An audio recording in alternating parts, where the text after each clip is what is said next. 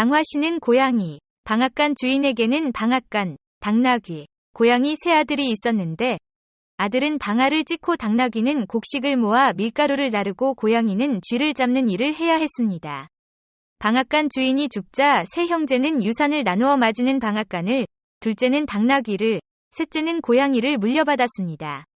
그는 슬퍼하며 혼잣말로 말했습니다.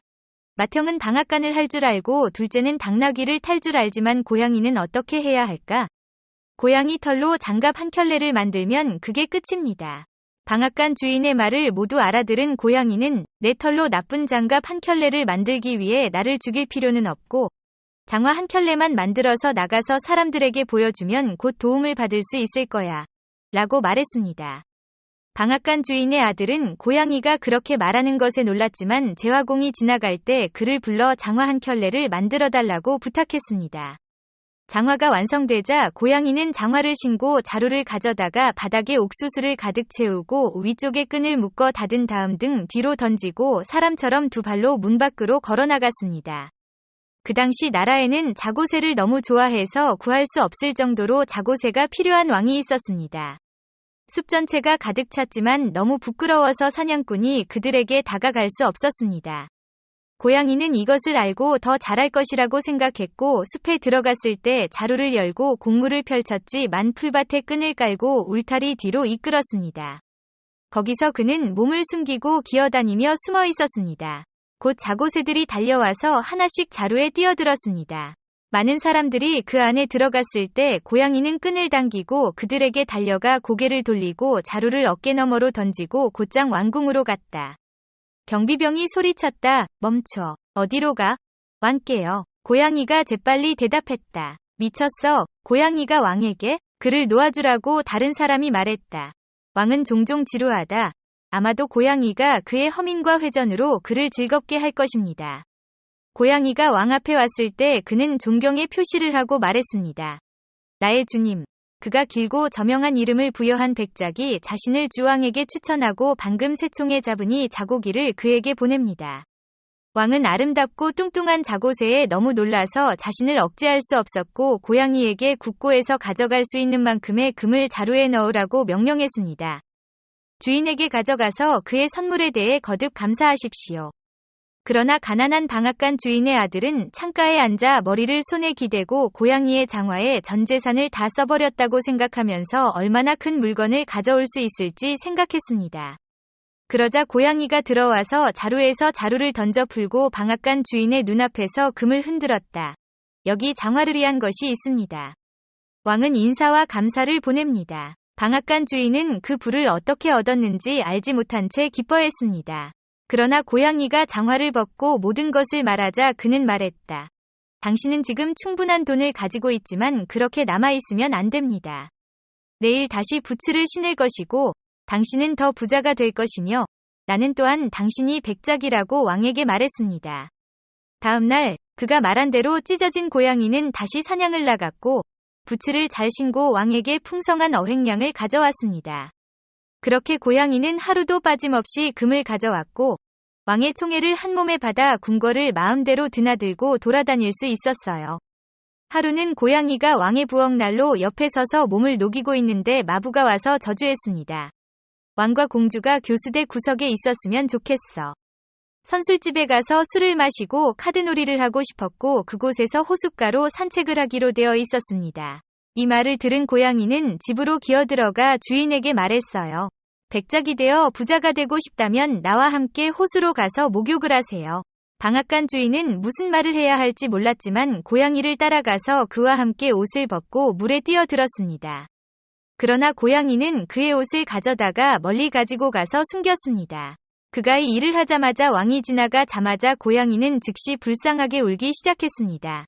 오, 자비로운 왕이시여. 우리 주인이 이곳 호수에서 목욕을 하고 있었는데 도둑이 와서 둑에 누워있던 옷을 훔쳐갔고 지금 주인은 물속에 빠져나올 수 없으며 더 이상 머물러 있으면 감기에 걸려 죽을 것입니다.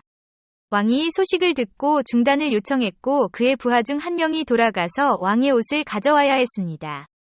백작은 화려한 옷을 입었지만 왕은 여전히 자기가 준 것으로 생각되는 자고새에 대해 화가 났기 때문에 마차에 함께 앉아야 했습니다. 백작이 젊고 잘생겼고 그녀는 그를 매우 좋아했기 때문에 공주도 화를 내지 않았습니다. 그러나 고양이는 계속하여 100명이 넘는 사람들이 건초를 만들고 있는 큰 초원으로 왔습니다. 이 초원의 주인이 누구죠, 여러분? 고양이가 말했다. 위대한 마법사여. 잘 들어라. 곧 왕이 지나가다가 이 초원의 주인이 누구냐고 물으면 백작이라고 대답해라. 대답하지 않으면 너희들은 모두 맞아 죽게 될 것이다. 라고 말했어요. 그러자 고양이는 계속 걸어서 아무도 볼 수 없을 정도로 큰 옥수수 밭에 이르렀고 200명이 넘는 사람들이 곡식을 베고 서 있었습니다. 이 곡식은 누구 곡식입니까? 여러분, 마법사여. 잘 들어라. 지금 왕이 지나가다가 이 곡식이 누구 것이냐고 물으면 백작이라고 대답하라. 그렇지 않으면 너희들은 모두 매를 맞아 죽게 될 것이다. 마침내 고양이는 웅장한 숲에 이르렀는데 그곳에는 300명이 넘는 사람들이 큰 참나무를 베어 장작을 만들고 있었습니다. 여긴 누구의 숲이죠, 여러분? 마법사의 숲이요. 잘 들어라. 지금 왕이 지나가다가 이 숲의 주인이 누구냐고 물으면 백작들이라고 대답해라. 대답하지 않으면 너희들은 모두 죽임을 당할 것이다. 고양이는 계속했고 모든 사람들이 그를 돌보았고 그가 너무 멋져 보였고 한 남자가 부츠를 신고 걸었기 때문에 그를 두려워했습니다. 곧 그는 마법사의 궁전에 와서 대담하게 드나들었습니다. 마법사는 그를 경멸하는 눈빛으로 바라보며 원하는 것이 무엇인지 물었습니다. 고양이는 존경의 표시를 하며 말했다.